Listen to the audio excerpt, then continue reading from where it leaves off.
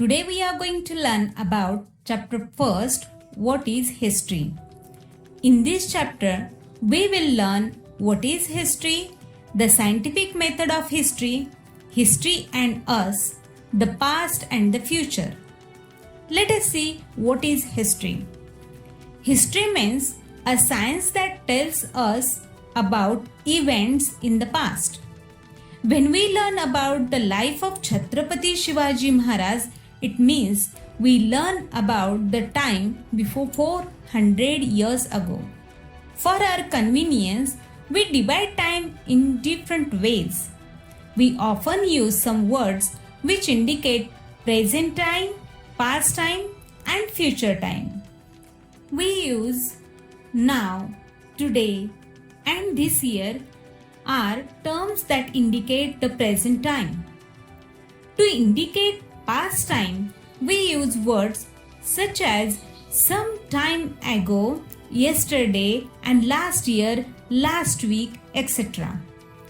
And to indicate future time, we use words like after some time, tomorrow, and next year, next week, etc. When we use these words, we are actually measuring time in our minds. The time that has already gone by is the past. The past includes many events that have already taken place. For example, if you are 10 years old today, it means that the event of your birth happened 10 years ago in the past. In future, when you will be 20 years old, you will be a college student.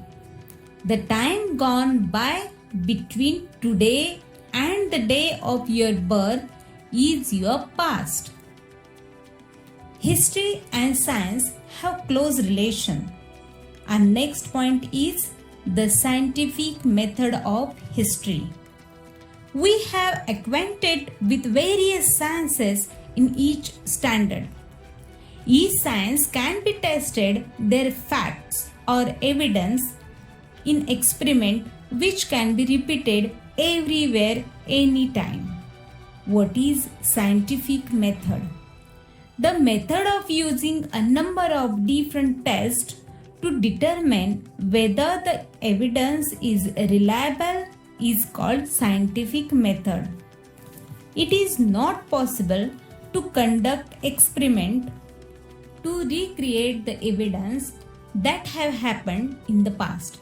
Therefore, the method of presenting history is different from other sciences. History uses the scientific method at every stage, namely while looking for and collecting evidence, examining the evidence, and while putting it together. Evidence means proof. When required, help is also taken from other sciences. That is why history is considered to be a scientific discipline. There are three types of sources of history: material sources, written sources, and oral sources. First, material sources. In material sources, structures, sculptures, pots and coins, and old pillars, rock-cut caves are included. Second, written sources. In written sources, books, manuscripts, and copper plates are included. And last one, oral sources. Traditional songs and stories which our ancestors passed generation to generation are oral sources. In order to find out what happened, evidence available from all these sources is collected and thoroughly examined to determine its reliability. With the help of the evidence that stands these tests, past events are put in a proper sequence and a historical account is written. This is the scientific method.